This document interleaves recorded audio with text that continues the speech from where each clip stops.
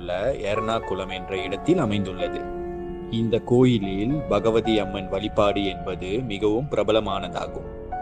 இந்தியாவில் அமைந்துள்ள புகழ்பெற்ற பழைய கோயில்களில் சோட்டானிக்கரை பகவதி அம்மன் கோயிலும் ஒன்றாகும். இக்கோயில் அதன் அழகான கட்டுமானத்திற்கு பெயர் போனது.